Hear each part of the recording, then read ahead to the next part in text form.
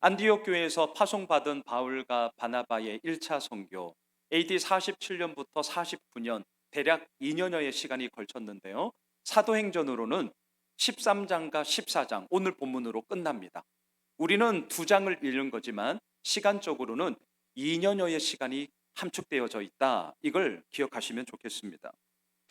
1차 선교가 어떻게 이루어졌더냐? 우리는 그동안 계속 보았고요. 이제 오늘 본문은 그 가운데 루스드라 선교가 나오고 있습니다.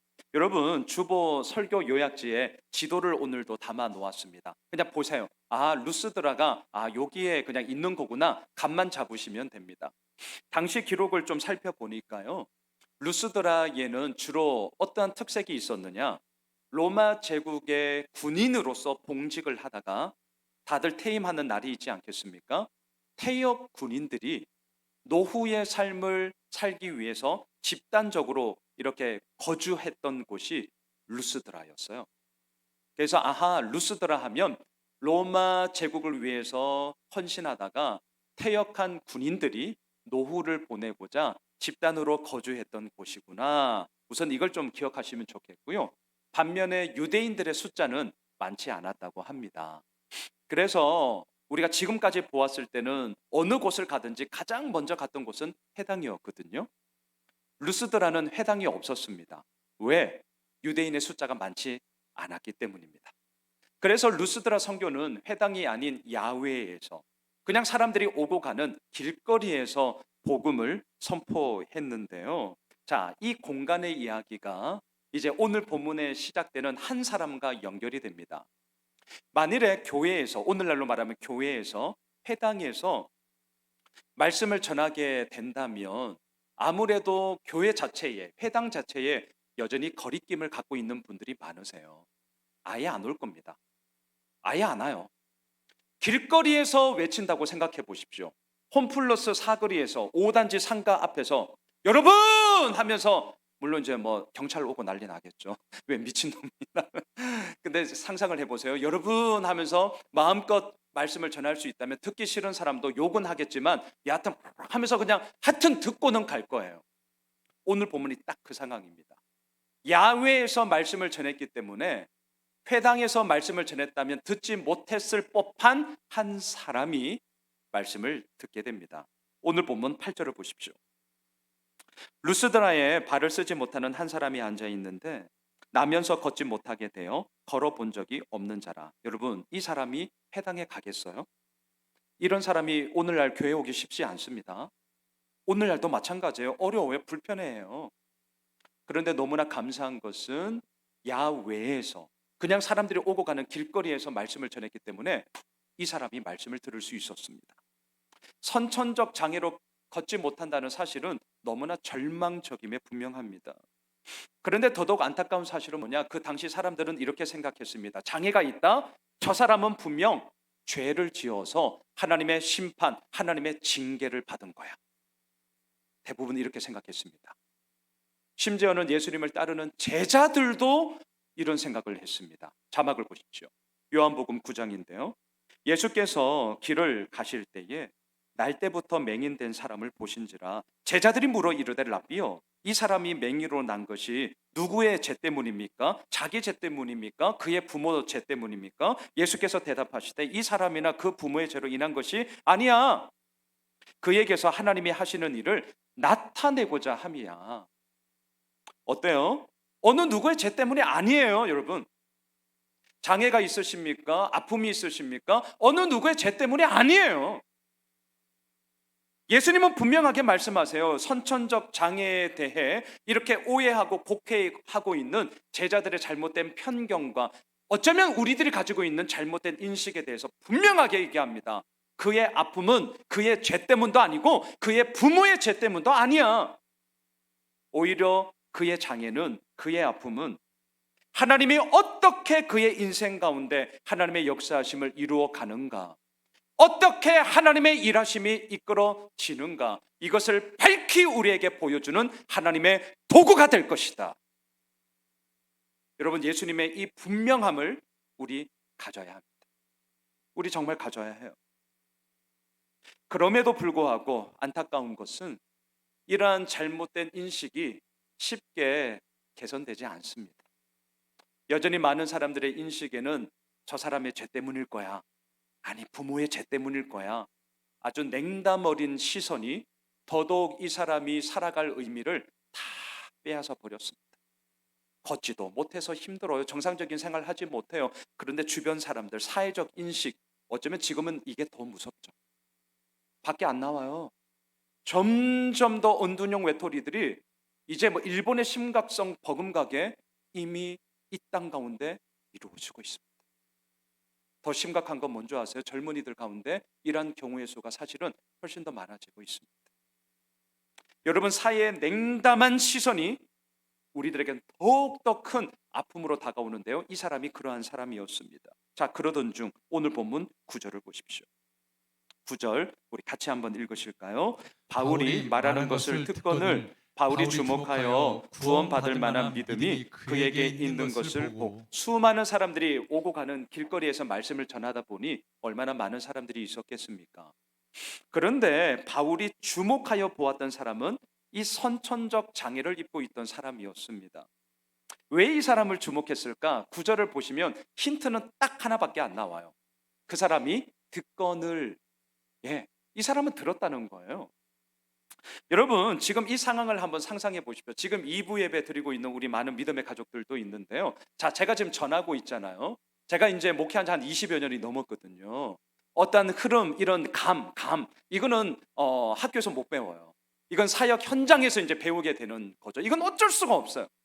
이렇게 설교를 하면서 여러분들의 눈을 봐요. 흐름을 봐요. 아, 지겨워하는구나. 아, 빨리 끝내라고 하는구나. 하품을 쌕쌕하고 머리를 숙이면 아, 이제 그러면서 마음이 이제 빨리 원고 막 넘기면서 뭐 이렇게 흐름을 탄단 말이에요. 자, 오늘 본문에 말하는 이 듣거늘은 건성건성 들을 때도 있어요. 아니면 그냥 예의상 덜어주는 그런 분도 계세요. 하지만 보면 알아요. 그의 자세와 그의 눈빛과 그의 태도를 보면 하나라도 내가 붙잡을 게 뭐 없을까? 이런 간절한 마음을 가지고요. 이렇게 듣는 분들이 계셔요. 분명한 것은 그 많고 많은 사람들 중에 건성으로 듣던 사람 없었겠습니까? 뭐야 저 인간, 비꼬는 사람 없었겠습니까? 하지만 그 중에 이 선천적 장애를 입고 있는 사람은요, 듣거늘이었습니다. 지푸라기, 물에 빠진 사람이 지푸라기 잡는 심정으로 이것 아니면 안 돼, 간절한 마음. 정말 사람의 눈빛은 마음의 창문이잖아요. 눈빛 보면 알거든요. 간절했습니다. 사도 바울이 그것을 주목해 보았습니다. 그게 바로 듣거늘이에요. 어떤 일이 벌어진 줄 아세요? 10절을 보십시오. 같이 읽읍시다. 큰 소리로 이르되 내 발로 바로 일어서라 하니 그 사람이 일어나 걷는지라. 왜 큰 소리로 외쳤을까요? 작은 소리로 말하면 뭐 영빨이 없습니까? 큰 소리로 외친 이유는 간단합니다. 사람들이 오고 가는 길거리였습니다. 작게 말하면 안 들립니다. 분명하게, 당당하게 모든 사람들이 들을 수 있을 만큼 큰 소리로 외쳤습니다. 내 발로 일어서라! 그러자 어때요? 너무나 놀라운 일. 단 한 번도 걷지 못했던 사람이 일어나 걷게 되었다는 기적의 역사가 일어났죠. 자, 여러분. 이런 구절을 보면, 자, 이제 솔직해지셔야 돼요. 이런 구절을 보면 어떤 생각 드세요? 그냥 우리는 예수를 믿으니까 와, 놀라워. 그래. 우리 이러지 맙시다. 어떤 마음이 드세요? 기적이 일어나고 막 치유가 일어나고. 저는 크게 두 가지라고 생각을 하는데 이제 간혹가다는 이거죠. 첫 번째, 의심이 들어요. 의심. 다른 거 아닙니다. 뭐 어려운 말 아니에요. 이때는 이루어졌어. 근데 의심이 뭐예요? 그런데 왜 지금은 없어? 간단하죠. 의심이 든다니까. 그런데 왜 지금은 이런 일이 일어나지 않지? 이거 리얼리? 이거 진짜야? 의심이 듭니다. 또 한편으로는 어떠한 마음이 드냐면 우리처럼 이제 믿음이 좋은 사람들은 이런 의심하면 왜 이래? 우리 이러잖아요. 그런데 우리는 어떤 구렁텅이에 빠지느냐? 자괴감에 빠져요. 자칫하면 이런 구절을 볼 때 자괴감, 어떤 자괴감이냐면 나 분명히 예수를 믿는데 왜 내 삶 가운데는 이러한 놀라운 일들이 경험되지 않지? 그러면서 어떻게 가요? 내 믿음이 형편없나? 내 믿음이 부족한가? 자책을 하고 나 스스로를 아무것도 아닌 것이냐 그렇게 내몰게 된단 말입니다. 자괴감에 빠져요. 그런데 제가 다시 한번 분명하게 말씀드릴게요. 이러지 마세요. 이러지 마세요. 이러지 않으셔도 돼요. 이유가 있습니다. 하나님 말씀의 완전성 때문이에요. 이 말을 잊으시면 안 돼요. 이거 사실은 제가 한두 달 전에 이미 말씀드렸던 부분이에요. 근데 아마 모르실 거예요. 저는 확신합니다. 하나님 말씀의 완전성 때문이에요. 이게 무슨 말이냐? 어려운 말 아니에요. 사도행전이 기록되고 있는 이 때는 지금 우리가 갖고 있는 구약과 신약, 성경의 완전성이 이루어지지 않았습니다. 신약 성경이 없을 때예요. 구약 성경만 있을 때예요. 불완전합니다. 그러다 보니 하나님이 어떻게 하십니까? 소위 직통 계시로 알려주세요. 환상을 통해, 꿈을 통해, 사울아 사울아, 진짜 육성을 통해 듣게 하십니다.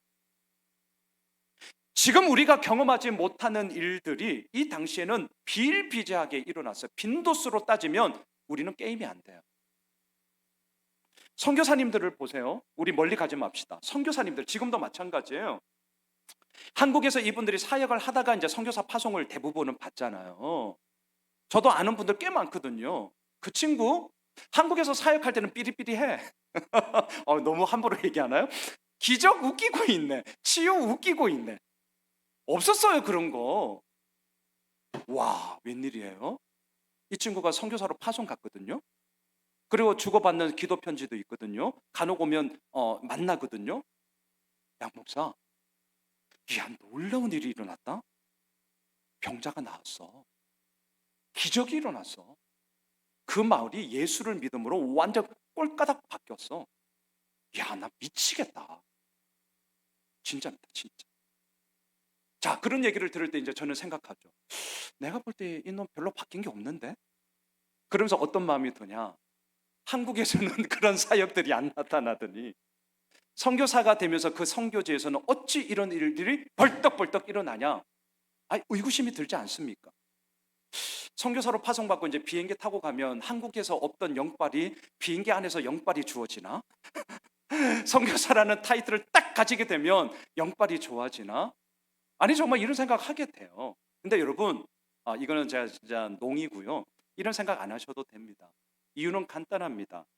내가 달라져서가 아니라 물론 나의 변화도 있겠지만 주체는 치유의 주체는 하나님이십니다. 우리가 아니잖아요. 그러면 하나님의 입장에서 생각해 보세요. 대한민국 어때요? 이미 우리에게 주어진 말씀뿐만이 아니라 우리는 차고 넘치는 세상을 살아가고 있습니다. 아프시다고요? 아주대병원 가세요. 저도 기도합니다. 예, 아프시면 우리 간호사 선생님들 계세요. 가서 좀 여쭤보세요. 병원 가세요. 왜 하나님께서 허락하여 주신 오늘 뒷부분에는 나오지만 일반 은총을 통하여 일궈 가신 그 하나님의 일반 은혜를 왜 무시합니까? 저는 이해가 되지 않습니다. 병원 가세요. 하지만 어때요? 선교 현지에 병원 갈 여력이 안 돼요. 그 말하면 그 사람은 죽으라는 겁니다. 하나님은 그 상황 가운데 병자를 치유하십니다. 벌떡벌떡 일어나는 역사가 일어나요. 왜 그런 줄 아세요? 그때 그 시간에 그들의 잘못된 신앙, 그들의 잘못된 편견, 그들의 아집과 잘못된 고집이 그의 생각을 깡그리 부실 수 있는 것은 딱 하나, 하나님의 기적, 하나님의 치유. 선교사님이 그곳 저처럼 로컬 처치 목사가 아니잖아요. 그 선교사님은 다른 데도 가야 된단 말이죠. 언제 이 동네에 오겠습니까? 하나님의 입장에서 그들에게 긍휼함을 베푸시는 거죠. 오늘 본문이 똑같아요. 루스드라도 마찬가지였습니다. 오늘 본문 11절 12절을 보십시오.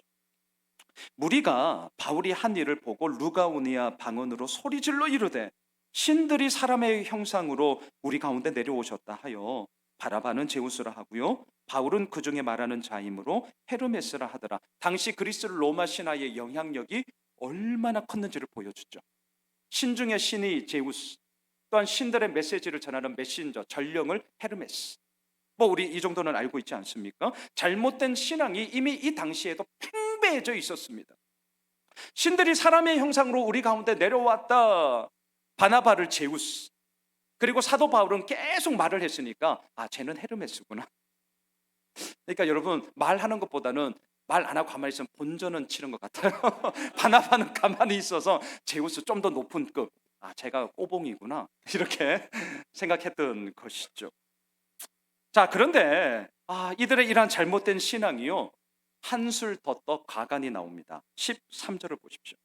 자, 13절. 우리 같이 한번 읽읍시다. 시외 제우스 산당의 제사장이 소와 화환들을 가지고 대문 앞에 와서 무리와 함께 제사하고자 하니. 저는 이 부분을 묵상하면서 참 거짓 우상을 섬기는 잘못된 제사장이잖아요. 거짓 제사장이잖아요. 그런데 한편으로는 저도 목사예요, 목사. 그냥 딱 깨놓고 자, 목사예요. 아무리 그래도 그렇지, 내가 섬기고 있는 그 하나님, 얘는 이제 제우스니까, 자, 제우스. 그런데 어찌 한 방에 당신이 제우스입니다, 당신이 헤르메스입니다, 이렇게 바뀔 수 있을까? 이건 참 해도 해도 너무하다. 의리가 있지, 믿음이 없으면 의리라도 있어야지. 어떻게 이렇게 바뀌지? 소를 끌고 옵니다. 화환들을 가지고 옵니다. 뭡니까? 제사상 차리겠다는 거거든요. 그리고 사람들을 끌고 옵니다. 난리가 난 거예요. 한순간에 바울과 바나바는 신이 되어져 버렸습니다. 자, 이러한 상황이 사도행전에도 한 번 있었습니다.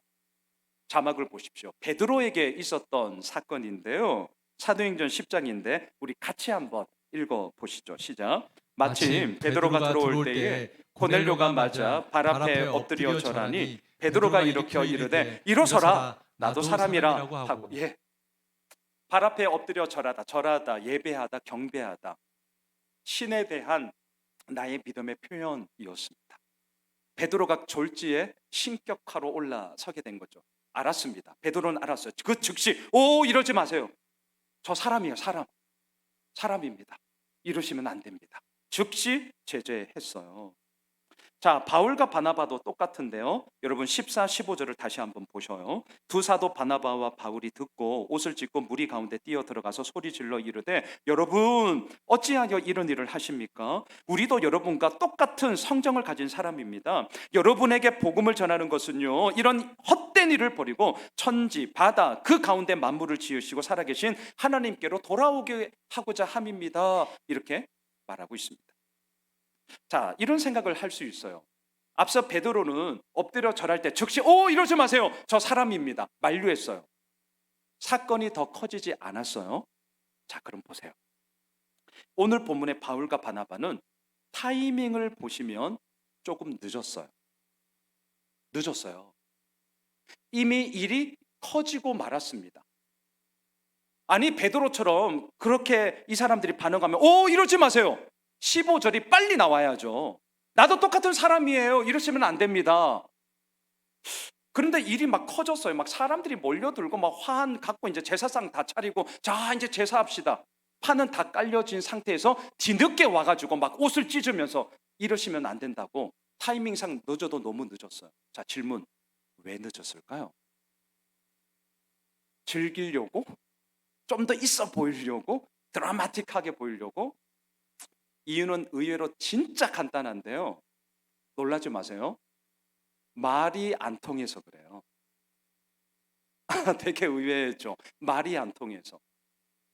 사도 바울은 이 당시 공용어가 헬라어입니다. 그래서 어느 지역을 가든 공용어인 헬라어로 복음을 전했고요. 물론 유대인들에게는 히브리 말을 전했죠. 이중 언어를 사도 바울은 아주 탁월한 자예요. 유창하게 다 쓸 수 있는 자였습니다. 그런데 오늘 보면 11절을 보세요.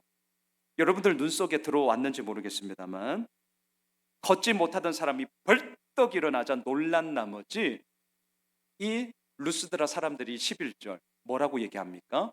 자기들끼리 쓰는 방언, 루가오니아 방언으로 뭔 얘기를 막 하기 시작해. 바울과 바나바가 못 알아들었어요. 이게 뭔 말이요? 그런데 사람들은 분위기는 알잖아요. 아하, 이 놀라운 사건 속에 적어도 이 사람들이 우호적인 분위기를 갖고 있구나. 뭔가 그래도 좀 좋은 분위기의 얘기를 그냥 하는가 보구나. 이랬단 말이죠.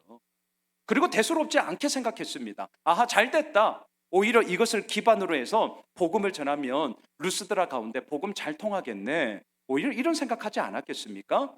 근데 이게 웬일이에요? 우리가 지금 보았던 것처럼 말도 안 되는 사건이 이렇게 커질 줄은 몰랐어요. 뒤늦게 알게 된 거예요. 아하, 이 사람들이 자기들끼리 막 루가오니아 방언으로 뭐라고 얘기한 게 우리를 제우스, 우리를 헤르메스라고 얘기한 거구나. 와, 미치겠네. 이제 이렇게 된 겁니다. 그래서 뒤늦게 이 사실을 알고 헐레벌떡 뛰어들어가 막 옷을 찢으면서 당신들 미쳤냐고, 왜 이러냐고, 우리는 당신들과 똑같은 사람이라고, 이러시면 안 된다고 단호하게 대처하고 있는 모습을 보는 것이죠. 자, 저를 보세요. 저는 오늘 이 루스드라 선교를 통해서 함께 나누고자 하는 게 오늘 말씀의 제목인데요, 복음을 전하는 것. 자, 15절이 오늘 포인트예요. 복음을 전한다는 것이 무엇입니까? 지금 저처럼 하나님의 말씀을 전하고 또 이제 2학기 제자 훈련을 시작하면 말씀을 가르치고, 이거 분명 복음을 전하는 게 맞습니다. 그런데요, 오늘 본문에서 사도 바울은 이 복음을 전한다는 것을 이렇게 얘기합니다. 15절 후반을 보세요. 복음을 전하는 것은 첫째, 이런 헛된 일을 버리고, 그리고 두 번째, 만물을 지으시고 살아계신 하나님께로 돌아오게 합니다. 이게 복음을 전하는 것입니다. 저는 이 부분을 묵상하면서 제 마음에 두 가지가 들었어요. 하나는 감사였고 하나는 경각심이었습니다. 자, 첫째, 감사였는데 지금도 그렇지만 지금 하나님의 말씀을 전하고 있습니다. 여러분, 목사의 영광이 뭐라고 생각하세요? 진짜 목사의 영광스러워. 교회 큰 거, 예, 영광스럽죠. 뭐 성장해가는 거, 영광스러워요. 근데 그런 가시적이고 변화무쌍한 상황의 이야기는요, 다 아시잖아요. 그거 오래 못 갑니다. 오래 못 가요. 사람은 그거 오래 못 가요. 진짜 목사의 영광스러운 뭐냐? 저 같은 경우는 사실은 오늘 이런 시간이에요. 말씀을 전하는 거, 말씀을 가르치는 거, 이거 얼마나 영광스러운 건지 아세요? 그 무엇과도 비교할 수 없어요. 그래서 이게 너무나 큰 나머지 저도 이제 언젠가는 은퇴할 텐데, 목사님들이 은퇴하고 나면 너무너무 힘들어하는 게 있어요. 아시죠? 설교 못 해가지고 환장을 해요. 그럴 것 같아요. 지금은 저는 막 매일 하니까 막 머리가 막 빠개지는데 이렇게 일평생 하다가 퇴직하고 퇴임하고 없어. 사람 미쳐요. 목사들이 이것에 대해서 너무너무 어려워합니다. 막 환장을 해요. 이걸 못 해가지고. 너무너무 영광스러운 자리예요, 복음을 전한다는 것은. 그런데 여러분, 또 하나 이것에 대한 감사함은 있었지만 또 하나 경각심이 있었습니다. 그게 뭐냐? 자, 오늘 저녁 저는 이제 집에 돌아가, 저에게 제일 편한 시간은 주일 저녁이에요. 주일 저녁. 이제 모든 거 하나 우선 마쳤다. 그 주일 저녁은 정말 편하게 쉬거든요. TV도 보고 뭐 뒹굴거리고, 아내도 좀 힘들어하면 우리 그냥 시켜 먹을까? 뭐 이러면서 그렇게 보내요. 그런데 자, 오늘 저녁 제가, 주님, 오늘 이렇게 말씀을 전했습니다. 저 최선을 다했습니다. 자, 복음을 저 이제 다 전한 것입니다. 이렇게 제가 마음을 품고 이렇게 쉬고 있어요.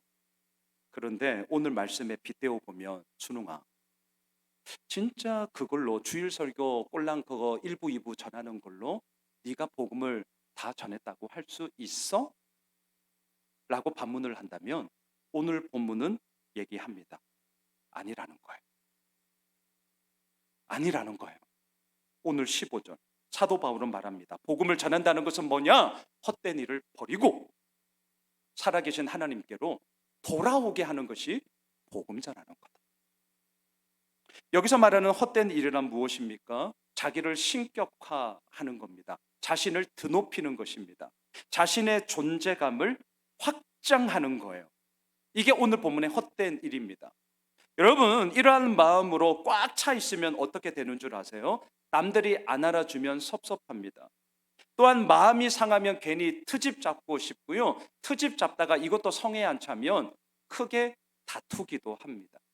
자막을 보십시오. 사사기를 보시면 전형적인 이 자기 존재감의 확장이 꺾일 때 나타나는 현상이 그대로 나타나요.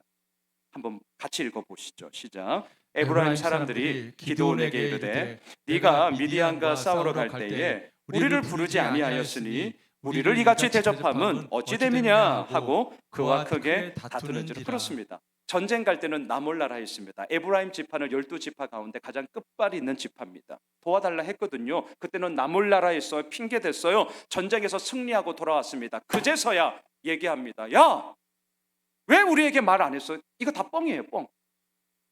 그러면서 얘기합니다. 우리를 이같이 대접함이 어찌 됨이냐. 이게 뭐예요? 자기의 존재감을 드러내고자 하는 거잖아요. 자신을 과시하고자 하는 거잖아요.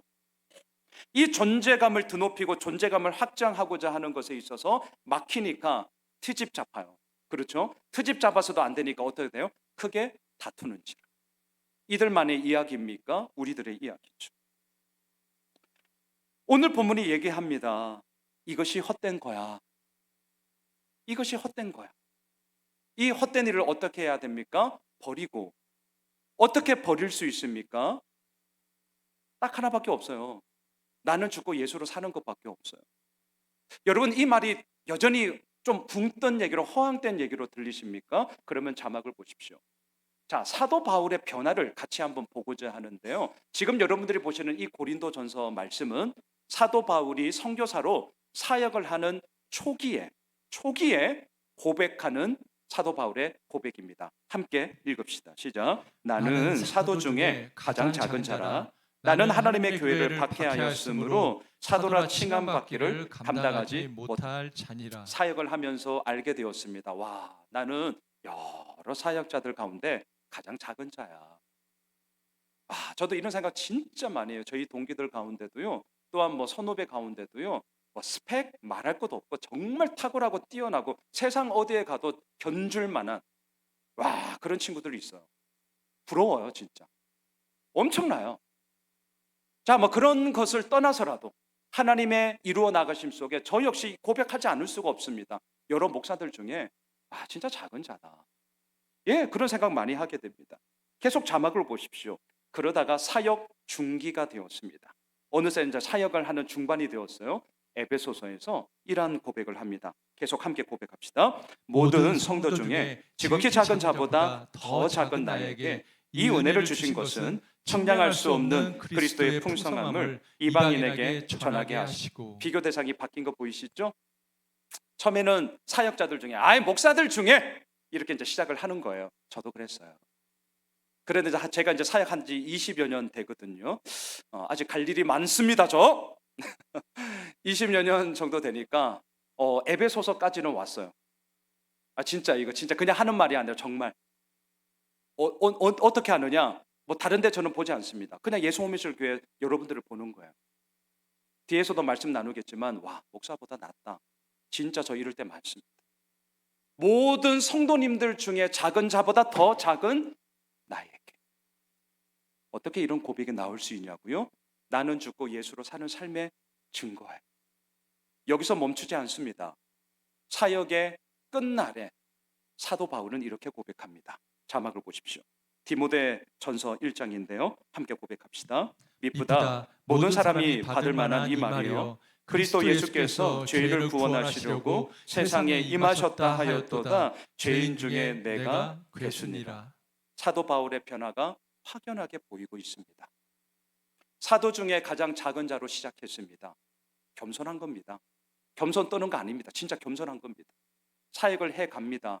모든 성도님들보다 내가 더 작은 자구나를 알게 되었습니다. 그러면서 계속 사역해 갑니다. 그의 사역의 말미, 퇴임할 때가 다 되었습니다. 돌아보니 고백하게 됩니다. 나야말로 죄인 중에 우두머리구나.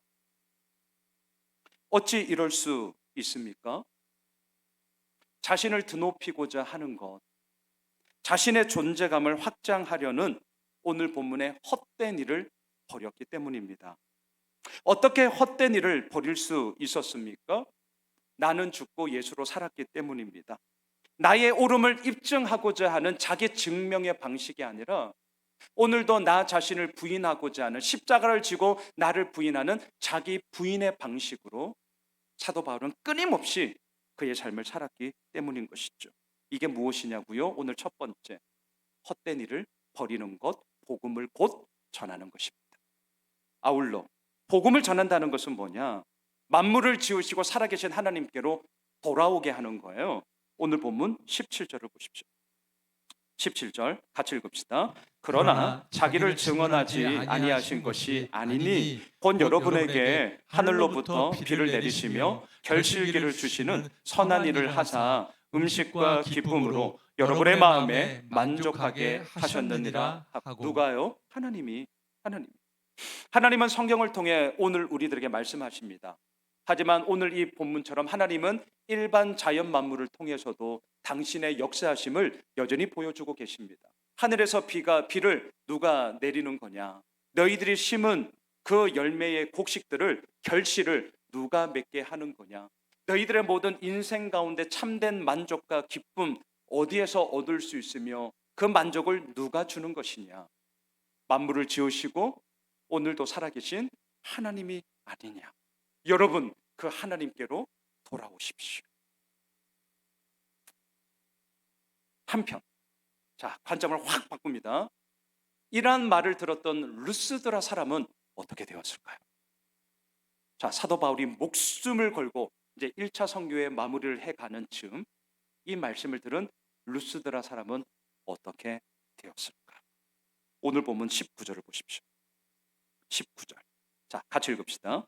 유대인들이 안디옥과 이고니온에서 와서 무리를 충동하니 그들이 돌로 바울을 쳐서 죽은 줄로 알고 시외로 끌어 내치니라. 어떻게 이럴 수 있죠?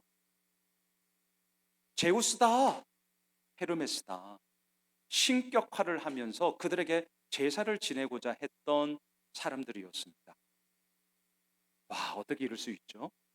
충동질을 당하는 그 순간 돌변합니다. 그리고 진짜 쳐 죽인 줄 알고 밖으로 끌어내버렸거든요. 어떻게 이럴 수 있냐고요? 얼마든지 이럴 수 있습니다. 우리는 알고 있습니다. 예수님이 마지막 한 주간을 앞두고 예루살렘 성에 입성합니다. 호산나! 무슨 뜻입니까? 주님, 우리를 구원하소서.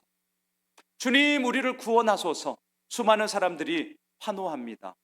자신의 겉옷을 벗어 땅바닥에 깝니다. 종려나무 가지를 흔들면서 호산나 호산나를 외칩니다. 5일이 지났습니다. 일요일이 지나고 5일 금요일 새벽입니다. 그러 환호했던 사람들이 이제는 말합니다. 바라바는 놓아주고 예수를 죽여라. 누가요? 딱 5일 전에 환호했던 그 사람들이. 얼마든지 돌변할 수 있습니다. 어떻게 이럴 수 있어요? 어떻게? 아니, 이렇게까지 돌변할 수 있는 이유가 뭐죠? 이들을 움직이고 있는 것은 변치 않는 진리, 변치 않는 믿음, 이것이 아니라 이들을 움직이고 있는 것은 변화무쌍한 현상, 얼마든지 변할 수 있는 환경이었기 때문이죠. 그래서 그것에 휩쓸려 우르르 우르르 그냥 돌아다니는 것뿐인 것이죠. 말씀을 정리하겠습니다. 저는 오늘 말씀을 준비하면서 그리고 오늘 주보 칼럼에도 이미 제 설교의 결론을 다 썼어요. 이것을 함께 나누고 싶었습니다. 과연 목사를 넘어서 예수 호메실 교회라는 이 공동체가 이 땅 가운데 복음을 전한다는 것은 과연 무엇일까?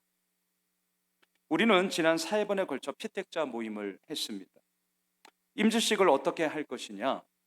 그리고 우리의 결론은 임직식에 사용되는 모든 필요 경비는 교회 재정으로 한다로 결론을 맺었습니다. 결론을 도출하기까지 한 달여간 우리 임직자 여러분들의 솔직한 의견과 생각을 있는 그대로 다 들었습니다. 정말 솔직하게 다 얘기했습니다. 다른 교회의 이야기들도 함께 참고해서 다 들었습니다. 그리고 또한 한 달여간 그때 모임이 끝나면 종결된 걸 가지고 서로 기도 제목을 주고 그런 식으로 우리가 함께 모임을 가졌습니다. 제가 왜 이렇게 한 줄 아세요? 임직식은 교회를 섬길 일꾼을 세우는 영광스러운 시간입니다. 하지만 임직식과 관련하여서 우리에게 남아있는 것은 무엇입니까? 여러분, 이 자리에 장로님으로 권사님으로 이미 임직을 받았고 또 우리 교회 함께 섬기고자 이 자리에 계신 분들이 많습니다. 여러분, 우리가 임직을 받을 때 또한 다른 교회 임직식을 하고 난 이후 그 이후 우리에게 남아있는 이야기는 솔직히 우리 뭡니까? 섬김, 희생, 교회를 견고히 세워나감, 우리 모두의 기쁨, 그 교회의 감사? 아니에요. 아니더라고요. 임직식을 다 하고 난 이후 그 이후 점점점 말줄임표 속에 여전히 우리의 마음 가운데 있는 이야기는 뭐죠? 죄송하지만 장로 얼마? 야, 권사 얼마란다? 안수 집사 얼마래? 결국은 돈 얘기로 끝나버리는 안타까운 현실이 우리들에게 있다는 것을 우리는 부끄러운 진실이지만 목도하게 됩니다. 심지어는 세상 사람들도 알더라. 쪽팔려 죽겠습니다. 가장 먼저 말씀드렸습니다. 임직과 관련하여 감사함을 표하고 싶으면 성경의 원칙대로 자원함으로 하십시오. 뭐 얼마 없습니다. 여러분, 앞으로 우리 교회 없습니다. 제가 목회하는 한 언제까지 할는지 모르겠지만 없습니다. 두 번째, 그렇다면 임직식과 관련하여 필수적으로 들어가는 필요 경비는 어떻게 할 건가 따져보았습니다. 잔치에서 가장 많이 들어가는 것은 밥값입니다. 점심 식사, 아주 현실적이죠. 예, 이런 얘기 다 했습니다. 점심 식사 어떻게 할 건가? 우리가 준비한다면 가장 걸리는 건 공간의 협소함이었습니다. 누가 봐도 공간의 협소함이에요. 그렇다면 또한 외부에서 대접을 한다면 가장 걸리는 것이 끝나면 적어도 한 150여 명은 오지 않겠습니까? 외부 손님까지 하면 적어도 미니멈. 한꺼번에 그 많은 손님들이 다 나가면 어디서 먹을까? 그나마 생각된 게 쿠우쿠우인데 토요일 날 점심 그 황금 같은 시간에 우리를 위해서 비워줄까? 말도 안 되는 소리죠. 예, 한꺼번에 수용할 수 있는 공간이 걸렸습니다. 정말 많은 논의를 했어요. 그러면서 내린 결론은 점심 식사하지 맙시다 였습니다. 여기에 들어가는 비용, 여기에 들어가는 시간, 지금 여기에 들어가는 애씀, 식사에 이런 에너지와 비용 우리 쏟지 말고 집중하지 말고 차라리 임직 예배에 우리가 더 집중합시다. 섬긴다고 정신없이 바쁘게 돌아가는 거 지금도 마찬가지예요. 그래서 우리는 지금은 1부, 2부로 나누었잖아요. 너무너무 감사해요, 여러분. 하지만 이 임직 시간 단 한 번이에요. 1대 임직을 하는 이분들에게 있어서는 섬긴다고 밖에서 막 돌아다니는 사람들이 많으면 많을수록 이 자리는 비어져 있겠죠. 함께 기뻐하지 못하겠죠. 물론 그것도 누군가는 해야겠지만 최소한의 인력으로 섬김은 섬김을 하겠지만 훨씬 더 많은 분들이 이 자리에 함께하면서 하나님을 예배하고 임직을 받는 분들에게 축복한다면 이것이 훨씬 더 우리에게 나은 것이 아닌가. 그래서 이 결론으로 시간을 바꿨습니다. 2시로 하자. 세 번째, 그렇다면 나머지 필요 경비는 어떻게 할 건가? 아주 n분의 1로 하자. 합당해요. n분의 1로 하자. 합당합니다.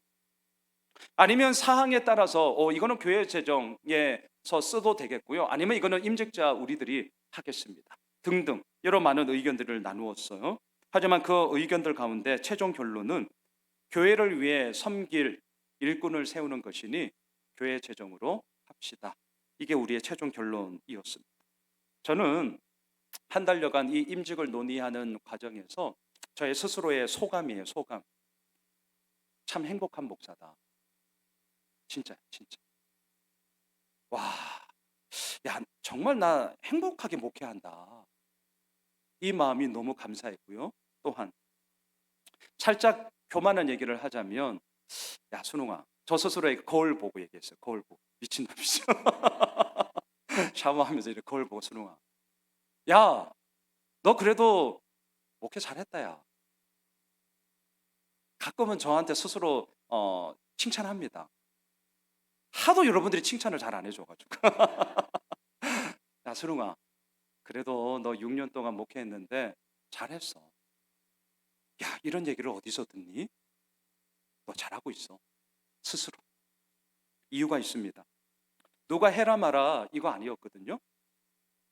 오히려 임직자 모든 분들은 저에게 오히려 이렇게 얘기했습니다. 목사님 기꺼이 하겠습니다. 다 저한테 얘기했어요. 개인적으로도 얘기했어요. 기꺼이 필요한 것들, 우리를 세우는 너무나 귀하고 감사한 일이기 때문에 오히려 기꺼이 감당하겠습니다. 결론적으로 얘기하면 오히려 제가 말린 꼴이에요. 너무 행복한 목회하는 거 아니에요? 너무너무 저는 감사했습니다. 임직자 여러분들의 교회를 사랑하고 하나라도 아끼는 마음을 저는 여실히 보았습니다.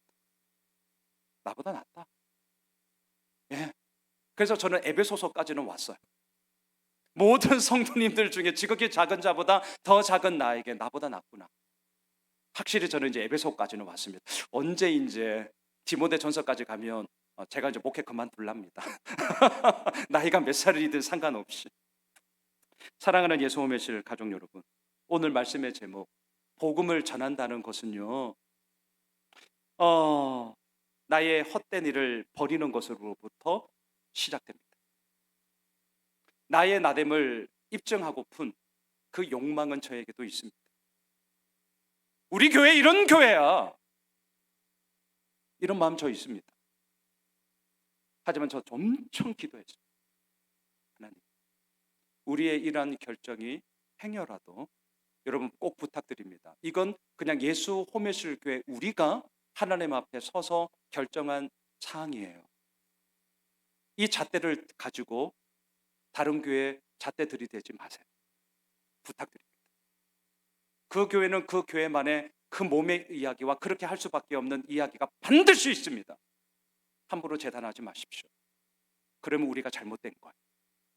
헛된 일을 못 버린 거예요. 오히려 이걸 가지고 그럴싸하게 우리를 과대포장하는 거죠. 하나님이 미워하실 겁니다. 차라리 돈 내고 해, 이 자식아. 부탁드리겠습니다. 이건 그냥 예수 호메실 교회의 이야기고 우리 모두가 하나님 앞에 헛된 일을 버리고자 하는 우리의 몸부림일 뿐입니다. 대단한 거 아니에요. 그냥 헛된 일을 버린 것뿐입니다. 두 번째, 복음을 전한다는 것은 뭐죠? 제가 오늘 이 시간 한두 마디 몇 마디 말로 변화되리라 생각하지 않습니다. 대한민국은 한두 마디로 변화되는 세상이 아닙니다. 선교지와 달라요. 한두 개 그럴싸한 이벤트와 사건으로 사람들이 바뀔 거라 웃기고 있네. 교회는 그렇게 해서 되는 게 아닙니다. 대한민국에서 적어도 우리가 산다면 복음을 전한다는 것은 뭔 줄 아세요? 오늘 말씀 15절. 헛된 일을 버리는 거예요. 나의 옳음을 입증하고픈 그 욕망을 버리는 겁니다. 그리고 나를 부인하는 자기 부인의 십자가의 길을 끊임없이 살아가는 겁니다. 우리가 가야 할 길은 이 길입니다.